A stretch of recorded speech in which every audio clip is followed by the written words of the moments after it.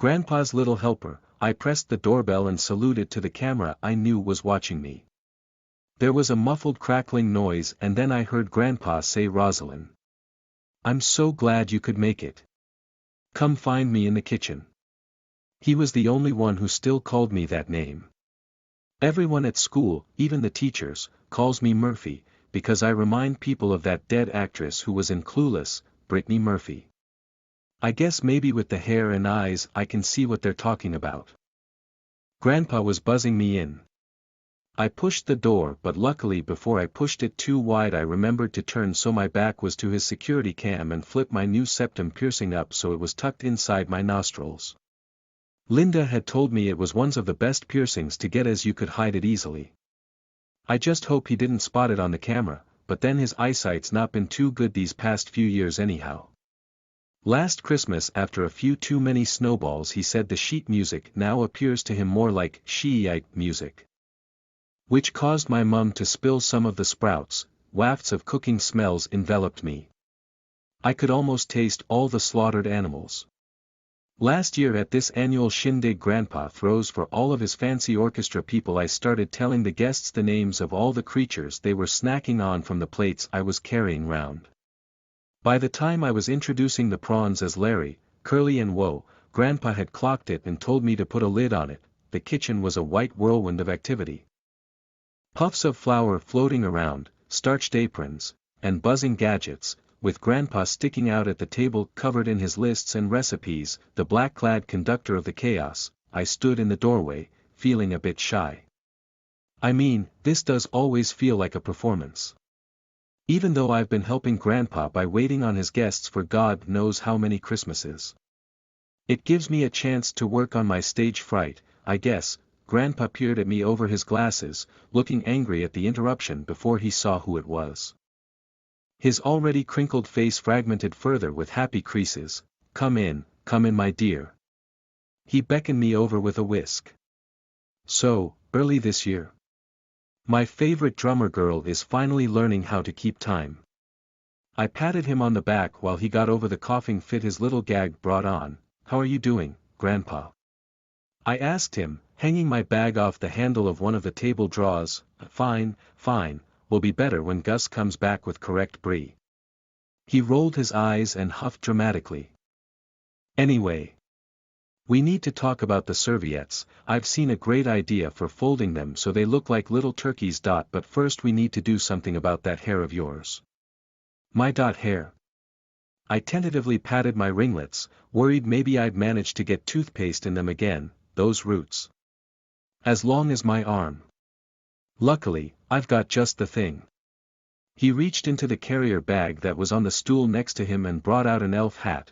"Oh no," I began to protest. "Oh yes." Grandpa said, "It was going to be a long evening." I could tell. Some stats for you, dear reader.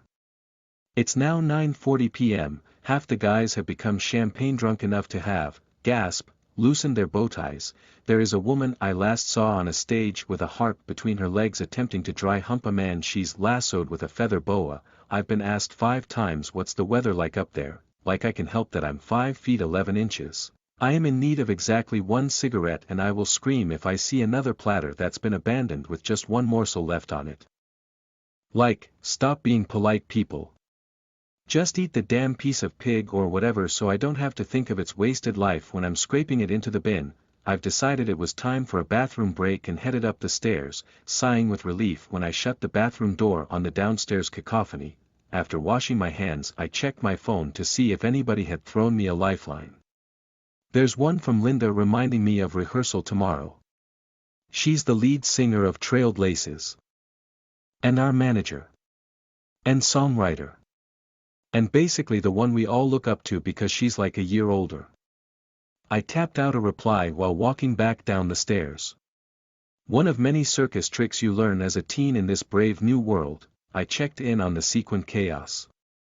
Grandpa was in deep conversation with the accountant woman. I think he's always had a bit of a thing for her. Kinda gross. She must only be in her mid-50s or thereabouts. Nobody seemed to be wasting away from hunger. So I decided it was a good time for that cigarette. I checked my bag, brushing off a little light dust of pastry flakes. My fingers felt only the usual gum wadded up in bits of receipts, umpteen biros, and a few coins that always sink to the bottom. I headed to the entrance, figuring the smokes must be in my jacket pocket, which some strange guy was G. Người giúp việc nhỏ của ông nội tôi nhấn chuông cửa và chào trước máy quay mà tôi biết đang theo dõi tôi. Có một tiếng động vỡ vụn bị bóp nghẹt và sau đó tôi nghe thấy ông nội nói Rosalind. Tôi rất vui vì bạn có thể làm được. Hãy đến tìm tôi trong nhà bếp. Anh ấy là người duy nhất vẫn gọi tôi với cái tên đó. Mọi người ở trường, ngay cả giáo viên, đều gọi tôi là Murphy.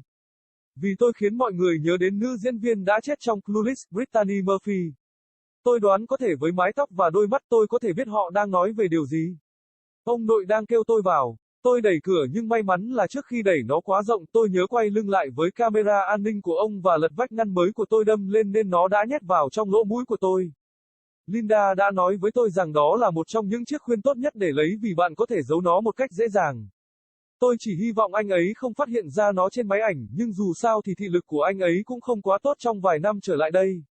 Giáng sinh năm ngoái sau một vài quả cầu tuyết quá nhiều, anh ấy nói bản nhạc bây giờ xuất hiện với anh ấy giống như nhạc Sid. Khiến mẹ tôi rơi một số mầm, từng đợt mùi nấu nướng bao trùm lấy tôi gần như có thể nếm thử tất cả những con vật bị giết thịt. Năm ngoái, tại lễ hội xin đích thường niên này, ông nội đã tổ chức lễ ném cho tất cả những người trong dàn nhạc ưa thích của mình. Tôi bắt đầu kể cho khách nghe tên của tất cả những sinh vật mà họ đang ăn vặt từ những chiếc đĩa mà tôi mang theo. Vào lúc tôi giới thiệu những con tôm là Larry, Curly và Wow, ông nội đã bấm giờ và bảo tôi đậy nắp lại.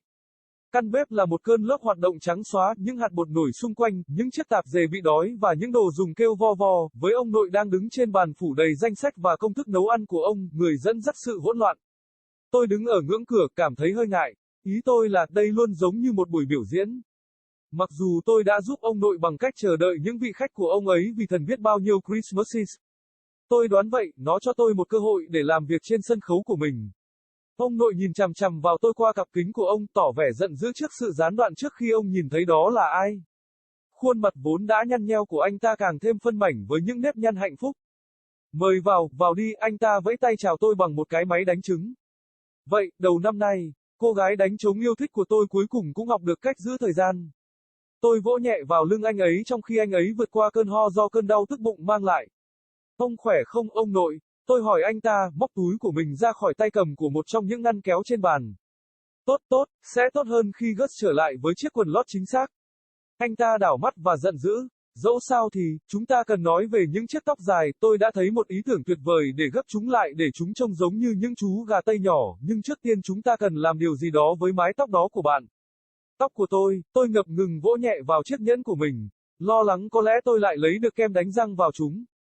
Những gốc rễ đó, miễn là cánh tay của tôi. May mắn thay, tôi đã nắm bắt được điều đó, anh ta thò tay vào chiếc túi đựng đồ để trên ghế đầu bên cạnh và mang ra một chiếc mũ yêu tinh. Ồ không, tôi bắt đầu phản đối. Ồ vâng, ông nội nói, đó sẽ là một buổi tối dài. Tôi có thể nói, một số liệu thống kê cho bạn. Bạn đọc thân mến, bây giờ là 9:40 tối, một nửa số chàng trai đã say rượu sâm panh đến mức thở hổn hển thả lỏng chân vòng kiềng, có một người phụ nữ tôi nhìn thấy lần cuối trên sân khấu với cây đàn hạc giữa hai chân đang cố gắng làm khô bướu một người đàn ông mà cô ấy đã yêu. Longbower, tôi đã được hỏi 5 lần rằng thời tiết ở đó như thế nào, như thể tôi có thể giúp tôi năm tuổi 11. Tôi đang cần chính xác một điếu thuốc và tôi sẽ hét lên nếu tôi thấy một đĩa khác bị bỏ rơi chỉ còn lại một mảnh trên đó. Thích đừng làm người lịch sự nữa. Chỉ cần ăn miếng lợn chết tiệt hoặc bất cứ thứ gì để tôi không phải nghĩ đến cuộc sống lãng phí của nó khi tôi đang nạo nó vào thùng. Tôi đã quyết định đã đến lúc nghỉ trong phòng tắm và đi lên cầu thang. Thở phào nhẹ nhõm khi đóng cửa phòng tắm bằng tiếng cacophony ở tầng dưới. Sau khi rửa tay, tôi kiểm tra điện thoại xem có ai ném dây cứu sinh cho tôi không. Có một tin nhắn của Linda nhắc tôi về buổi tập vào ngày mai. Cô ấy là ca sĩ chính của Trailblazers, và người quản lý của chúng tôi, và nhạc sĩ, và về cơ bản là người mà tất cả chúng ta đều tìm kiếm vì cô ấy giống như già hơn một tuổi. Tôi gõ vào một câu trả lời trong khi đi bộ trở lại cầu thang. Một trong nhiều thủ thuật siếc mà bạn học khi còn là một thiếu niên trong thế giới mới đầy dũng cảm này. Tôi đã kiểm tra sự hỗn loạn nối tiếp nhau. Ông nội đang nói chuyện sâu sắc với người phụ nữ kế toán. Tôi nghĩ anh ấy luôn có một chút gì đó với cô ấy. Kyder thô thiển, cô ấy chắc chỉ ngoài 50 tuổi trở lên. Dường như không ai muốn lãng phí cơn đói, vì vậy tôi quyết định đây là thời điểm thích hợp cho điếu thuốc đó. Tôi kiểm tra túi của mình, phủi một ít bụi nhẹ của những mảnh bánh ngọt. Những ngón tay của tôi chỉ cảm thấy cục kẹo cao su thông thường được lấp đầy bởi những mẩu biên lai, mười mấy biros và một vài đồng xu luôn chìm xuống đáy. Tôi đi đến lối vào, nghĩ rằng khói phải nằm trong túi áo khoác của tôi. Anh chàng kỳ lạ nào đó đã... Grandpa's little helper, I pressed the doorbell and saluted to the camera I knew was watching me. There was a muffled crackling noise and then I heard Grandpa say Rosalind. I'm so glad you could make it. Come find me in the kitchen. He was the only one who still called me that name. Everyone at school, even the teachers, calls me Murphy, because I remind people of that dead actress who was in Clueless, Brittany Murphy. I guess maybe with the hair and eyes I can see what they're talking about. Grandpa was buzzing me in. I pushed the door but luckily before I pushed it too wide I remembered to turn so my back was to his security cam and flip my new septum piercing up so it was tucked inside my nostrils. Linda had told me it was one of the best piercings to get as you could hide it easily. I just hope he didn't spot it on the camera, but then his eyesight's not been too good these past few years anyhow. Last Christmas after a few too many snowballs he said the sheet music now appears to him more like Shiite music. Which caused my mum to spill some of the sprouts, wafts of cooking smells enveloped me. I could almost taste all the slaughtered animals. Last year at this annual shindig Grandpa throws for all of his fancy orchestra people I started telling the guests the names of all the creatures they were snacking on from the plates I was carrying round. By the time I was introducing the prawns as Larry, Curly and Woe, Grandpa had clocked it and told me to put a lid on it. The kitchen was a white whirlwind of activity. Puffs of flour floating around, starched aprons, and buzzing gadgets, with Grandpa sticking out at the table covered in his lists and recipes, the black-clad conductor of the chaos. I stood in the doorway, feeling a bit shy. I mean, this does always feel like a performance. Even though I've been helping Grandpa by waiting on his guests for God knows how many Christmases. It gives me a chance to work on my stage fright, I guess. Grandpa peered at me over his glasses, looking angry at the interruption before he saw who it was. His already crinkled face fragmented further with happy creases. Come in, my dear. He beckoned me over with a whisk. So, early this year. My favorite drummer girl is finally learning how to keep time. I patted him on the back while he got over the coughing fit his little gag brought on. How are you doing, Grandpa? I asked him, hanging my bag off the handle of one of the table drawers. Fine, will be better when Gus comes back with correct brie. He rolled his eyes and huffed dramatically. Anyway. We need to talk about the serviettes. I've seen a great idea for folding them so they look like little turkeys. But first we need to do something about that hair of yours. My hair. I tentatively patted my ringlets, worried maybe I'd manage to get toothpaste in them again, those roots. As long as my arm. Luckily, I've got just the thing. He reached into the carrier bag that was on the stool next to him and brought out an elf hat. Oh no, I began to protest. Oh yes. Grandpa said, it was going to be a long evening. I could tell. Some stats for you, dear reader. It's now 9:40 p.m., half the guys have become champagne drunk enough to have, gasp, loosened their bow ties. There is a woman I last saw on a stage with a harp between her legs attempting to dry hump a man she's lassoed with a feather boa. I've been asked 5 times what's the weather like up there, like I can help that I'm 5 feet 11 inches. I am in need of exactly 1 cigarette and I will scream if I see another platter that's been abandoned with just 1 morsel left on it. Like, stop being polite people. Just eat the damn piece of pig or whatever so I don't have to think of its wasted life when I'm scraping it into the bin. I've decided it was time for a bathroom break and headed up the stairs, sighing with relief when I shut the bathroom door on the downstairs cacophony. After washing my hands I checked my phone to see if anybody had thrown me a lifeline. There's one from Linda reminding me of rehearsal tomorrow. She's the lead singer of Trailed Laces. And our manager. And songwriter. And basically the one we all look up to because she's like a year older. I tapped out a reply while walking back down the stairs. One of many circus tricks you learn as a teen in this brave new world. I checked in on the sequined chaos. Grandpa was in deep conversation with the accountant woman. I think he's always had a bit of a thing for her. Kinda gross. She must only be in her mid-50s or thereabouts, nobody seemed to be wasting away from hunger. So I decided it was a good time for that cigarette. I checked my bag, brushing off a little light dust of pastry flakes.